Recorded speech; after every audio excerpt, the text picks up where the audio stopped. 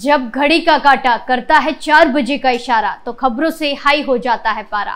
क्योंकि 4 बजे हम चक्रव्यूह के साथ आपके सामने पेश होते हैं और 4 ऐसे लोगों को चक्रव्यूह के चक्र में फंसाते हैं जिनकी पोल पट्टी सुनकर हर कोई हैरान हो जाए।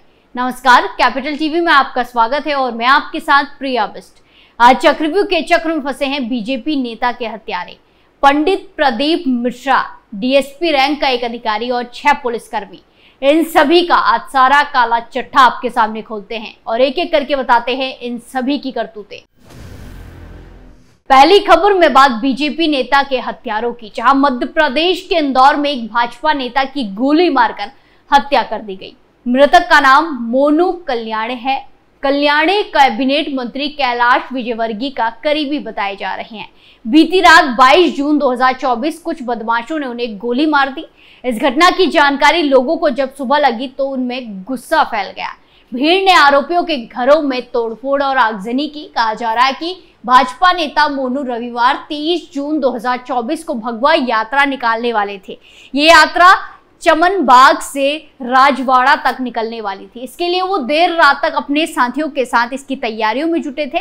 घटना की रात करीब 2 बजे चमन बाग के समीप गणेश मंडल के सामने झंडे बैनर लगवाने का काम चल रहा था। इसी दौरान 2 बदमाश बाइक से आए और उन पर अंधाधुंध फायरिंग कर भाग गए। गोली मोनू के सीने में लगी और एक गोली दाएं हाथ को छूते हुए निकल गई। मोनू के साथ ही गंभीर हालत में उन्हें MY अस्पताल लेकर गए, जहां डॉक्टरों ने उन्हें मृत घोषित कर दिया। पुलिस ने इस घटना के आरोपियों की पहचान कर ली है। इस मामले में 2 लोगों को नामजद आरोपी बनाया गया है। पुलिस का कहना है कि यह घटना पुरानी रंजिश के अंजाम दी गई है। कल्याणीय को पीयूष और अर्जुन ने गोली मारी है। दोनों आरोपी फिलहाल फरार हैं, उनकी तलाश की जा रही है। यह भी कहा जा रहा है कि गोली मारने से पहले दोनों ने कल्याण से कुछ बातचीत भी की थी। इसके साथ ही दोनों ने मोनू के साथियों पर भी फायरिंग की थी, लेकिन वो बच गए। मोनू विधानसभा क्रमांक 3 में काफी सक्रिय थे। वो मध्य प्रदेश सरकार में कैबिनेट मंत्री कैलाश विजयवर्गीय और पूर्व विधायक आकाश विजयवर्गीय के विशेष समर्थकों में से एक थे। वो इन दोनों के बेहद करीबी बताए जाते हैं। इतना ही नहीं, मोनू भाजपा की युवा इकाई भारतीय जनता युवा मोर्चा के पदाधिकारी भी थे।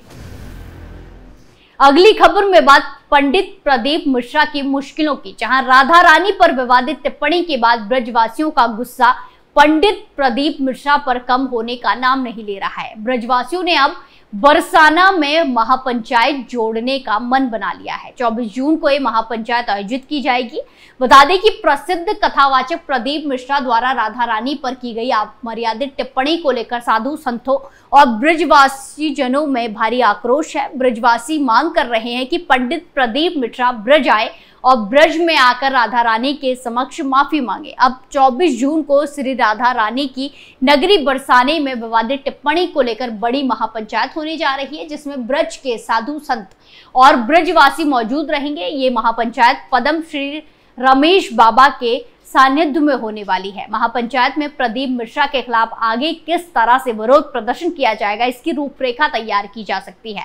लगातार तूड़ पकड़ रहे इस मामले में प्रदीप मिश्रा की स्थिति बिगड़ती हुई नजर आ रही है। वहीं प्रदीप मिश्रा कह रहे हैं कि उन्होंने जो बातें कही है उन पर सभी के उनके पास पुख्ता प्रमाण है। प्रदीप मिश्रा ने कहा कि उन्होंने राधा रानी का अपमान नहीं किया है, ना ही उन पर कोई विवादित टिप्पणी की है, लेकिन अब इसका विरोध कुछ ज्यादा देखने को मिल रहा है। इसी वजह से 24 जून को महापंचायत का आयोजन किया जा रहा है।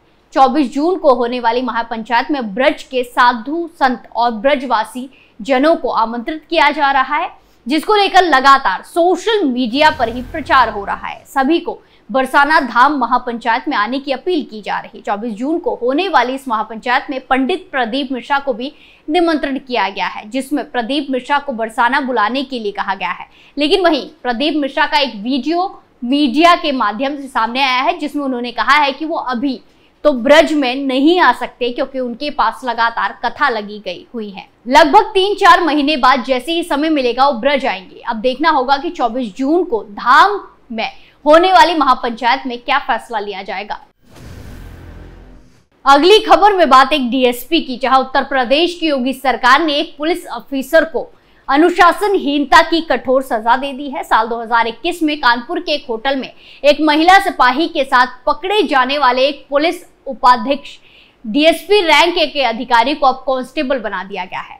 उसे कांस्टेबल बनाकर नई पोस्टिंग भी दे दी गई है। अपने पुलिस करियर में डिमोशन का ये तमगा पाने वाले अधिकारी का नाम कृपा शंकर कनौजिया है। पुलिस महकमे में कृपा शंकर कनौजिया के विरुद्ध कार्रवाई करते हुए उन्हें उनके भर्ती वाले पद पर वापस भेजा गया है। कनौजिया उत्तर प्रदेश पुलिस में कांस्टेबल के रूप में भर्ती हुए थे और उन्हें दोबारा वहीं तैनात दे दी गई है। उनके खिलाफ ये कार्रवाई 18 जून 2024 को की गई। उन्हें गोरखपुर के पीएसी में तैनात किया गया है। उन्हें गोरखपुर में 26वीं बटालियन पीएसी में एफ दल में तैनात किया है। अब डीएसपी होने के कोई अधिकार उनके पास नहीं रह जाएंगे और उनका वेतन समेत सुविधाएं सिपाहियों वाली मिलेगी। कृपा शंकर कनौजिया के विरुद्ध ये कार्रवाई शनिवार 22 जून 2024 को की गई। उनके खिलाफ 2021 से ही विभागीय जांच प्रचलित थी, जिसके पूरे होने के बाद ये एक्शन लिया गया है। उनके खिलाफ की गई कार्रवाई के पीछे उनका 2021 का एक कारनामा है। दरअसल साल 2021 में कनौजिया उन्नाव जिले के बीघापुर थाने में तैनात थे। यहाँ वो डीएसपी रैंक पर थे। वो इस थाने से पारिवारिक काम का कारण बताकर छुट्टी लेकर निकले थे। इसके बाद उनका फोन बंद आने लगा।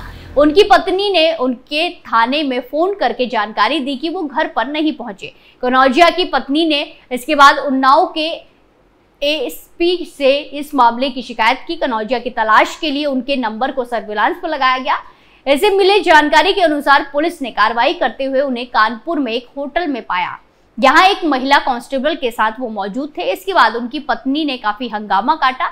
महिला कांस्टेबल के साथ पाए जाने के बाद कनौजिया के विरुद्ध विभागीय कार्रवाई चालू कर दी गई। उनके खिलाफ हुई जांच के बाद उनके खिलाफ प्रतिकूल कार्रवाई की गई और उन्हें उनके कांस्टेबल पद पर दोबारा भेजा गया है।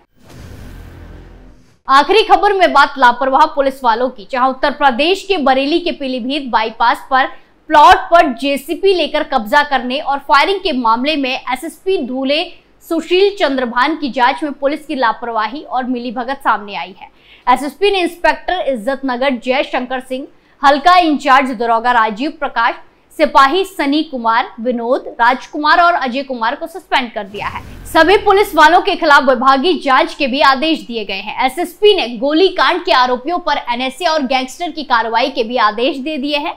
बरेली उस वक्त दहल गया था जब प्लॉट पर कब्जा करने गए दबंगों ने थाना इज्जत नगर क्षेत्र के पीलीभीत बाईपास पर जमकर फायरिंग की। आधे घंटे तक कई राउंड फायरिंग चलती रही। राहगीर और आसपास के लोग इस घटना से दहशत में आ गए। रोड जाम हो गया। इस पूरे मामले में एसएसपी धूले सुशील चंद्रभान की जांच में पुलिस की लापरवाही और मिलीभगत सामने आई। उसके बाद एसएसपी ने सख्त कार्रवाई के अंजाम दिया। सस्पेंशन के अलावा संलिप्त पुलिस वालों के खिलाफ विभागीय जांच के आदेश भी जारी किए गए हैं। वहीं आरोपी दबंगों के खिलाफ एनएसए और गैंगस्टर एक्ट की कार्रवाई भी की जा रही है। पुलिस ने कुछ आरोपियों को गिरफ्तार भी किया है। वहीं फरार आरोपियों को गिरफ्तार करने के लिए पुलिस लगातार दबिश दे रही है। बरेली के थाना बिथरी क्षेत्र के गांव लालापुर के रहने वाले आदित्य उपाध्याय की पीलीभीत बाईपास रोड पर बजरंग ढाबे के पास शंकरा महादेव मार्बल्स के नाम से मार्बल की दुकान है, जहां सुबह 6:30 बजे दूसरे पक्ष के बिल्डर राजीव राणा बेटा और केपी यादव 50 से ज्यादा ज्ञात लोगों के साथ मौके पर पहुंच गए थे। इस दौरान वो जेसीबी भी लेकर आए थे। इन लोगों पर बुलडोजर से दुकान में तोड़फोड़ करने का आरोप है।